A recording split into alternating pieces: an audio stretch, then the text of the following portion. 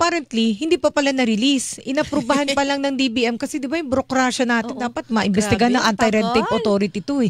Di ba?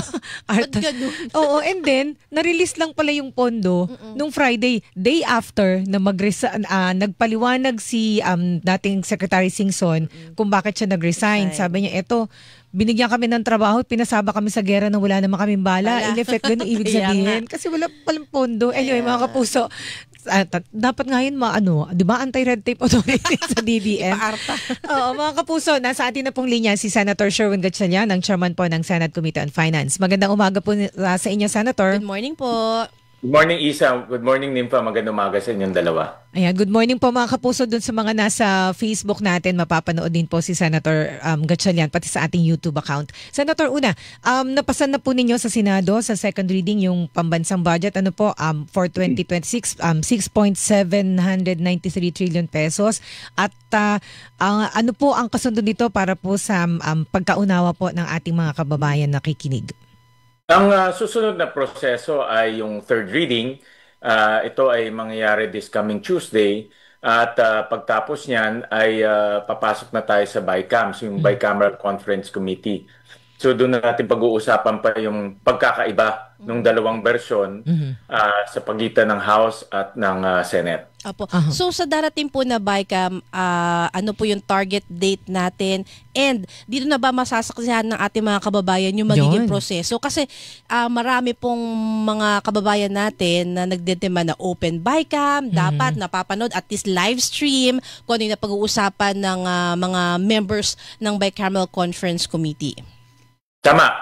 Ito ay napagkasunduan rin ng mga senador na ito ay bubuksan sa live stream at ganun rin sa House of Representatives. Alam ko meron rin silang resolution na nagsasabi na ito ay ila-live stream. So makikita natin dito yung pag-uusap sa pagitan ng House of Representatives at ng Senado. At sa ganun din, makikita rin natin yung dalawang version. Ito kasi yung pinakamahalaga, yung House of Representatives version at yung Senate version. So makikita natin dito yung pagkakaiba. Senator, ang alam ko nag-ocular inspection na kayo. Dati kasi, ang mga Bicameral Conference Committee meeting sa mga hotel o kaya doon sa Makati Polo Club, yung mga social ba na lugar. This time, saan po? At sigurado na ho ba, may agreement na ba kayo ng Kamara na definitely live stream ito? Nag-inspection ako kahapon sa Intramuros, yung Centro de Intramuros. Ang ganda. It's meron pala silang museum doon na pwede ring gamitin for events place. Hindi siya ganun kalakihan, no? Dalawa siya, may isang maliit na lugar, may isa naman sobrang laki, pang 800 na tao. So kukunin namin yung mas maliit, pero yung mas maliit nasa loob siya ng museum. So we hit three birds with one stone. Number one, una government facility siya. So mas mura yung i-charge sa amin, pero hindi nalabi ko nga kung pwede ilibre na lang. Pangalawa, museum siya. So makikita rin ng mga ibang mamabatas yung napakagandang museum. Actually, bagong-bago siya, brand new. At pangatlo, dito natin gagawin yung Bicameral Conference Committee. So maganda yung atmosphere niya at maganda yung lugar. Kaya natutuwa ako na may ganito pala tayong museo.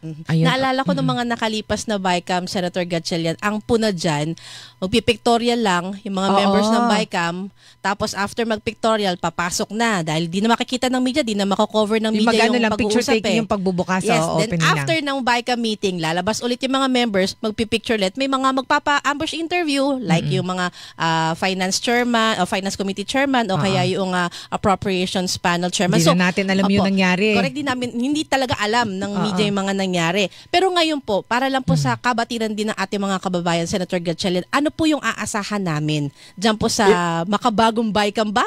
Maituturing ito?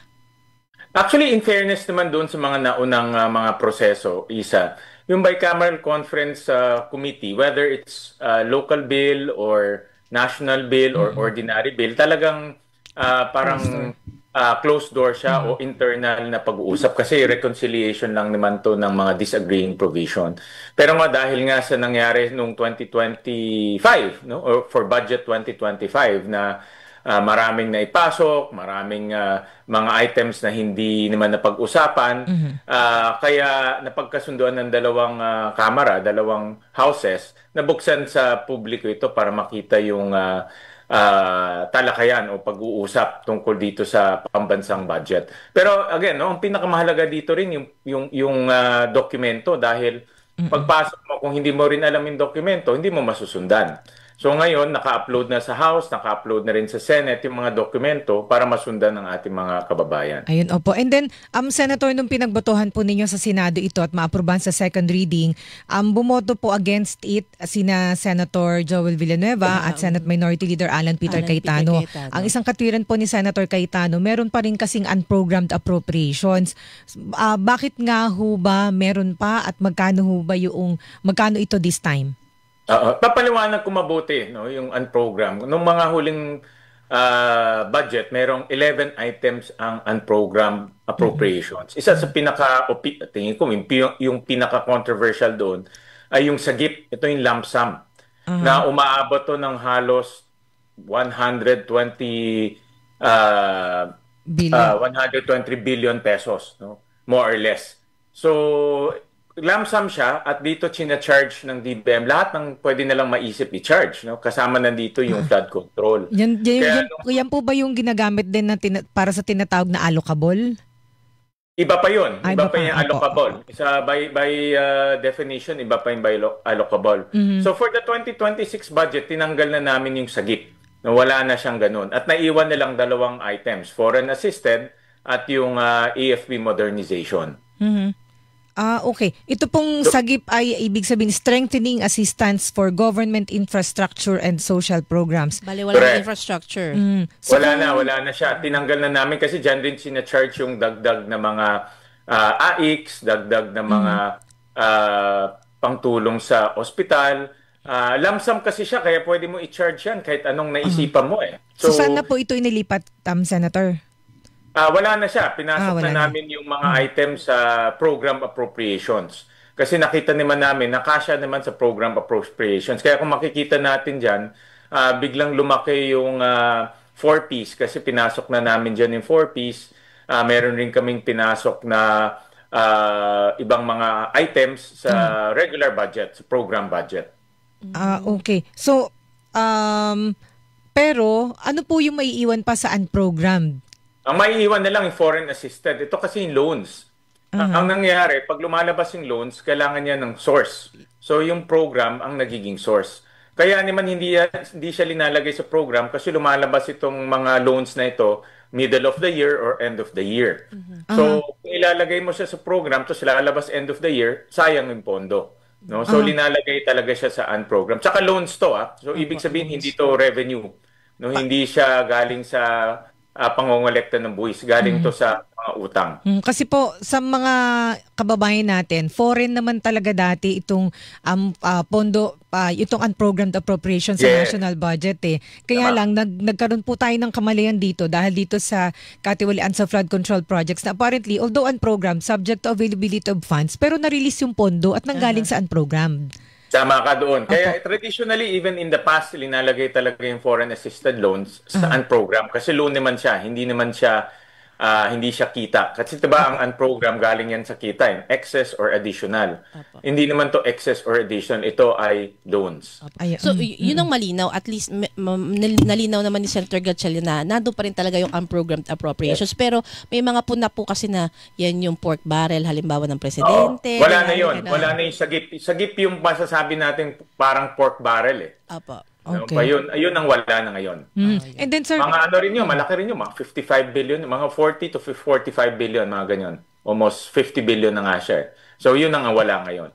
Ayun, and then yung pong 255 billion pesos na supposedly para sa flood control projects na, di ba iniutosan ng presidente, wala naman ng flood control, unless yun na yung mga ibang ipinagpapatuloy na lang talaga. So saan na po napunta yun, Senator? Yung flood control na projects, ang nangyari dyan, 60 billion dyan ay ginamit sa PhilHealth.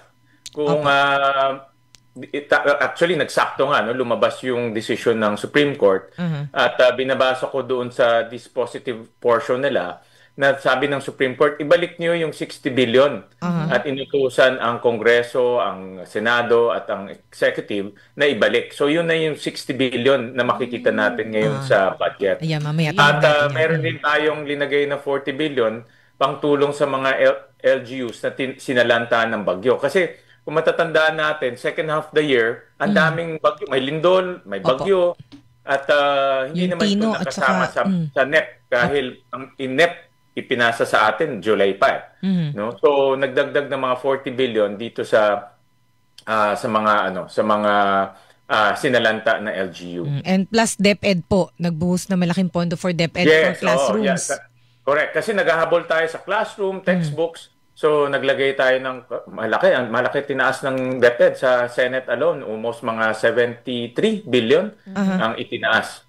Ayan. And then, sir, dun po sa, bago namin puntahan yung sa PhilHealth, yung pong sa mga ayuda, dinagdagan no o kinonsolidate ho ba? Kasi di ba ang ina-avoid din dito bukod dun sa pag nagagamit ng mga politiko for mga flood control projects na anomalya, yung mga ayuda din na nagagamit sa politika. So nadagdagan at paano po i-consolidate na yung mga 4Ps, MAIP, ano po ang ending? Actually, merong kung mapapakinggan natin yung period of amendments kasi ngayon period of amendments bukas na rin 'di ba? Ini-explain ng mga senador yung kanilang mga amendments. Isa sa mga amendments ni Senator Lacson ay bawal ang mga politiko pumunta doon sa mga distribution ng tulong o ayuda sa mga tao. So inilagay namin yung provision sa AIX doon sa medical assistance at sa iba pang mga ayuda kasi nga napopoliticize. So yun ang isang safeguard na inilagay natin sa pambansang budget na pag may distribution ng national government, bawal ang politiko doon. Ayun, at pangalawa, may mga tulong na ibinibigay rin sa ating mga kababayan na tinaasan natin. Ito naman yung tinatawag natin mga rules-based programs kagaya ng 4Ps, social pension, zero balance. Malaki yung tinaas ng zero balance, close to about I think almost 9 billion ang tinaas sa zero balance. Ayun, opo. And then sir, yun sa tawag namin dito anti-EPAL provision. So meron pong provision yung sa inyong version po ng 2026 budget na bawal ang politiko mag-appear sa bigayan ng AIX, ng yung MAIP. Pag ang sa tupad, meron din bang provision na hindi pwedeng magrekomenda ang senador o congressman sa DOLE ng bibigyan ng tupad? Para sa akin kasi ang recommenda is only recommendation up to the agency kung tatanggapin nila 'yon. Okay. So kahit sino pwede magrekomenda, pati politiko pwede magrekomenda, pero hindi pwede makialam yung politiko sa pagbibigay o distribute. Ngayon nasa kamay na ngayon ng mga ahensya kung tatanggapin nila yung recommendation o hindi. So, tingin nyo, hindi kaya tumutol dito, baka magtalo pa kayo dito ng mga congressman pagdating sa BICAM, yung pagbabawal na umepal dun sa bigayan ng ayuda? Actually, meron na yung mga circulars Nakita ko yung circular sa DSWD at sa iba pang mga ahensya na bawal na ang politiko pumunta doon dahil napopoliticize nga. No? So alam ko meron ng ganyan mga circulars ang iba't ibang ahensya.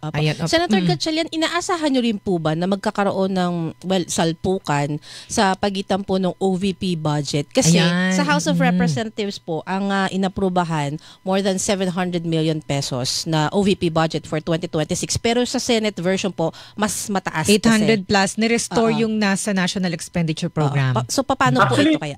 Actually, maliit lang siya. 130 million lang yung restore. Tsaka ito yung inaprubahan ng NEP, ng DBM. So, restore lang namin sa original approval ng DBM.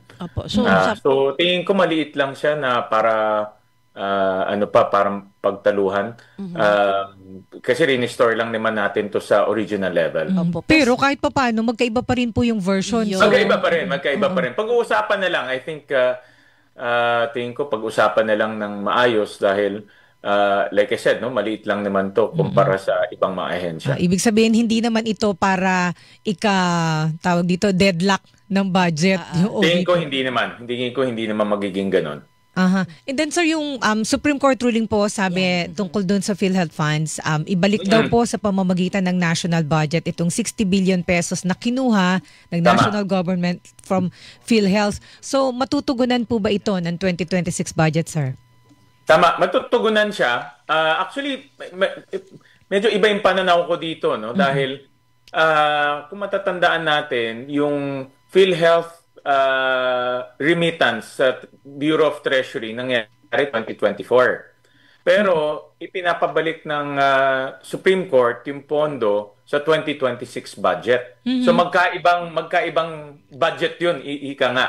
No, yung budget ng 2024 at yung budget ng 2026 magkaiba. Pero sinabi kasi doon ng Supreme Court sa kanilang ruling na ibalik pa rin, no, for 2026. So tingin ko ang iniisip ko lang bakit ganun yung naging decision. Siguro gusto rin ng Supreme Court na mabilis yung pagbabalik, no? Kasi kung aantayin natin yung Treasury, hindi natin alam kung nandiyan pa yung pondo o hindi. No? So tingin ko ang objective dito mabalik na kaagad para maayos yung operasyon ng PhilHealth. So, pero nasa 2026 budget yan. Dalawa ang component ng PhilHealth dyan. Isa yung regular na remittance na 53 billion. Tapos yung isang 60 billion na ito yung inutos ng ating Pangulo at ng Supreme Court ngayon na ibalik yung 60. So Senator Gatchalian, kung may 60 billion pesos na in compliance o nagkataon na talagang ibibigay po sa pamamagitan ng 2026 budget plus 53, so 113 billion pesos yan na mapupunta po sa PhilHealth. So dahil malaki po ang pondo nila at plus may reserve funds pa sila, hindi ba? So ano po yung expected naman sa PhilHealth na services? Correct. But sana nga, eventually, ang nakikita ko dito in the next sana mas mabilis, no next 3 to 5 years, na ang kababayan natin, pag pumunta sa hospital, pag government hospital or private hospital, wala na siyang babayaran. Dahil kung government hospital, nandyan yung zero balance billing. Pag private hospital, nandyan yung PhilHealth.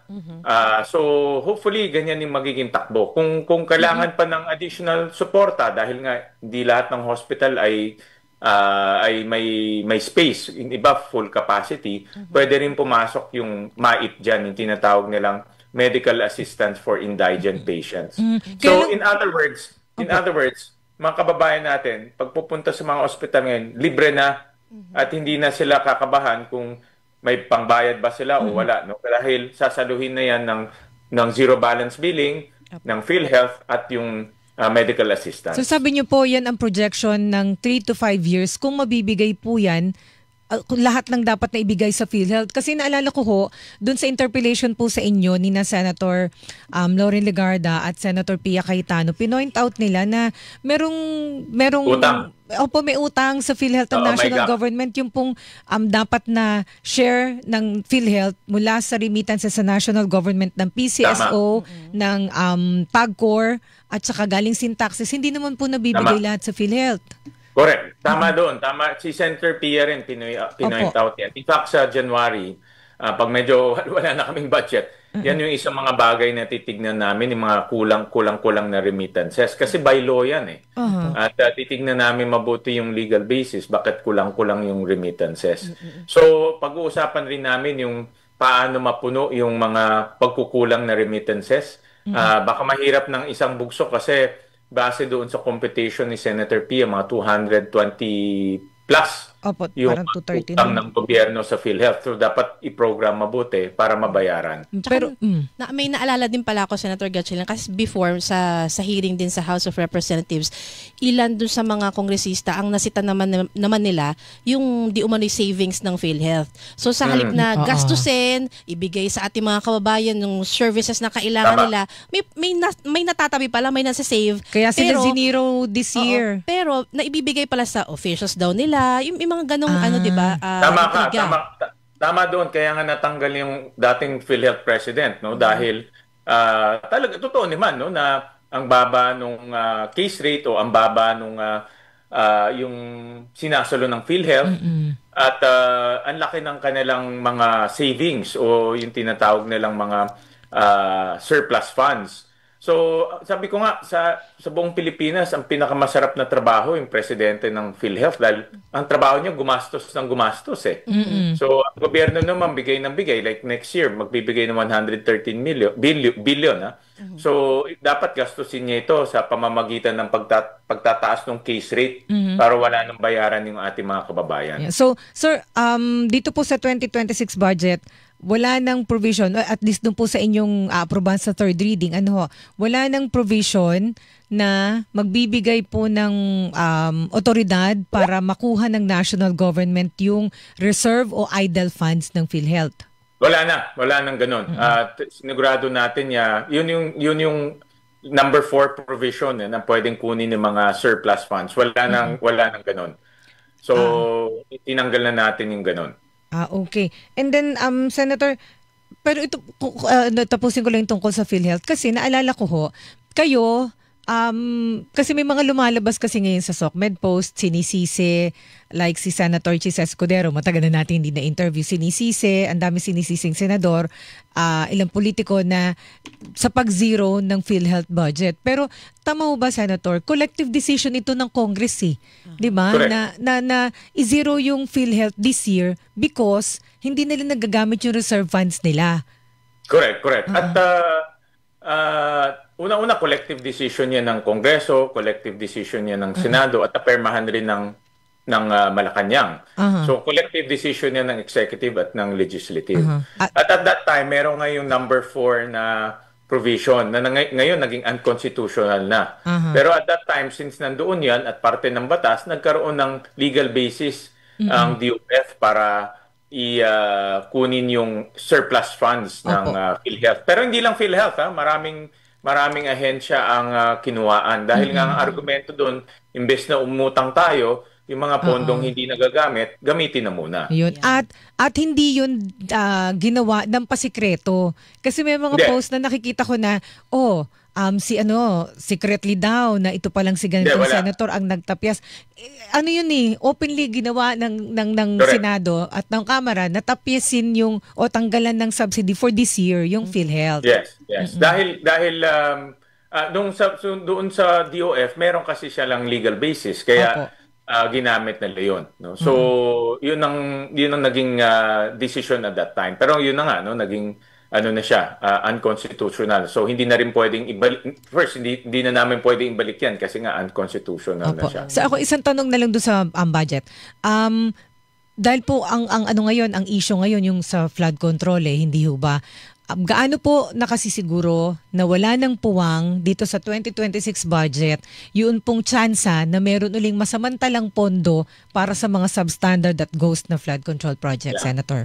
By Tuesday, pag-approve na on third reading, by Wednesday or Thursday, i-upload na namin yung aming third reading version at makakasama na dito yung annexes. Importante, isanin pa yung annex, dahil itong annex nakasulat doon lahat ng project sa buong Pilipinas. In fact, pati nga yung national irrigation, pina-itemize namin yung projects ng national irrigation. Dati lump sum yan almost mga 16-17 billion na lump sum yan. Pina-itemize natin dahil nga napakalaki.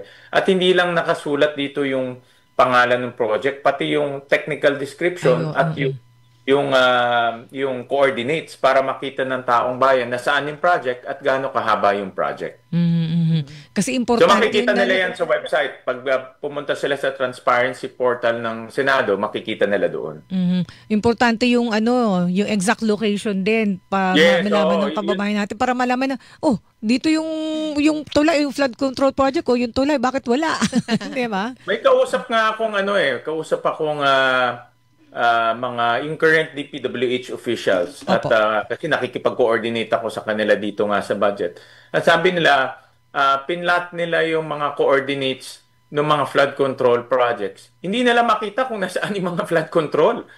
Peking coordinates yung linagay doon sa mga dokumento ng flood control. So, pag ganyan, talagang magkakaroon ng ghost project kasi pag titignan mo yung General Appropriations bill o General Appropriations Act, wala siyang technical description kaya hindi mo malaman eh. So pag pinlat naman gamit yung mga dokumento, mali-mali naman. So ngayon pa lang sa GAA, makikita na natin yung coordinates doon. At kahit sinong engineer o sinong mga barangay officials, pwede na nilang tignan kung nasaan yun. I-google mo lang, makikita mo na eh. Ayun. Isa, may tanong pa. Oo, may tatanong lang ako. Doon po ba sa 2026 budget, correct me if I'm wrong, kung may budget po ba yung ICI dyan or wala? Hindi ko matandaan exactly yung kanyang specific account, but ako naniniwala ako na nakapaloob to sa Office of the President account. Wala siyang specific account. So nakapaloob siya sa Office of the President kasi yung Office of the President meron siyang sariling budget na pwede siyang gumawa ng sarili niyang mga opisina. Since ito ay executive creation, kukuha siya doon sa kanyang budget. Yung pong kasing inaprubahan para ngayon, kasi yung budget nila, di ba, pahabol lang yung budget nila eh. Na-release lang nung pong Friday. Create yan, parang ano lang eh. September po. Lang. September sila na-create, Senator. Mga sumunod na mga 2 linggo sila naging operational kasi September 11 sila na-create, diba? Tapos, nagtrabaho na sila, may inanunsyo po November, approve yung pondo, pero actual na na-release nung Friday lang. Oo, tapos actually ganyan talaga ang paperwork dito sa gobyerno natin. Minsan yung tao hindi sumusweldo ng 3 buwan, 4 na buwan dahil sa paperwork. Tapos yung budget na yun hanggang December 25 lang yun. So, sabi ko nga sa Senator kanina, pang anti-red tape authority to eh. Dapat na-investigahan. Yun nga, Senator Gatchalian, buti na lang din na open. Kasi paano po maiiwasan yan? Lalong-lalo na kapag napaka-vital nung isang commission o kaya isang task force na gumagawa ng trabaho. Pero ano yan, since may bagong budget ang Office of the President, pwede ulit sila maglagay ng dagdag pondo dito sa ICI para ma-operationalize. No? So hindi ko nakikitang problema yan dahil kukuha lang sila sa mga existing na pondo nila. Alam ko po ito contingency fund ng Office of the President. Pero Senator, yes, pwede rin kumuha doon. Pwede rin sila kumuha sa contingency fund. Opo, ito yung source ng halos 41 million pesos po na binigay sa ICI ngayon. Pero Senator, kasi po ngayon, ang sinusulong sa Senado at sa Kamara, yung creation po ng Independent People's Commission na mag-iimbestiga sa katiwalian sa flood control projects. And then, ginagawa pa lang yung batas. So, ibig sabihin, hindi po aabot dito sa 2026 budget yung pagpopondo dito. Oo, hindi siya aabot dahil walang legal basis para maglagay ng pondo eh. So, typically, dapat may legal basis. Gawa na yung ahensya o yung batas ay na-enact na para lagyan ng pondo. Pero kung ganun man, let's say nagawa siya January, pwede naman kumuha rin sa contingency fund ng executive. Ayun, So, hindi magiging issue yung pondo, nakikita ko. Okay. And then, so good luck po, Senator, sa pagharap po ninyo sa Bicameral Conference Committee. May projection ba kayo kung gaano tatagal? O meron na ho ba kayong paunang pakikipag-usap po sa inyong counterpart sa Kamara? Actually, yung pag-uusap namin ay medyo matagal-tagal na, pero yung staff to staff ay nagko-coordinate sila, lalo na sa mga dokumento, yung lugar, yung arrangement, yung mga preliminaries. So yung pa lang yung mga aming ginagawa. So inaantay ko lang matapos tong third reading para at least ma-formalize ng communication.